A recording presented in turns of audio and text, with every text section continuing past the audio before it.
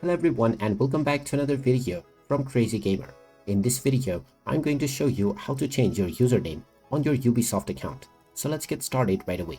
Now, if you already have the Ubisoft Connect application on your device, then you might notice that there is no option to do so within the application. So open up your web browser and then type in ubisoft.com in the address bar and press enter.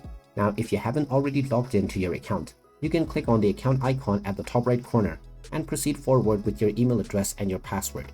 Once you are logged in and taken into the homepage, click on the account icon once again, and then click on Account Management. From the Account Management page, you will see various different options. Go ahead and click on Account Information, and now underneath your username, you will see the edit icon. Go ahead and click on it, and you will be told that you can only change your username once every 30 days. So make sure that your username is the one that you wish to set. And after making your desired change, you can click on the change button, and this will now change your username as long as you have not changed it previously before 30 days has passed. And there you have it. That is how easy it is to change your username on your Ubisoft account. If you find this video helpful, make sure you hit that like button and subscribe to our channel if you haven't done so already.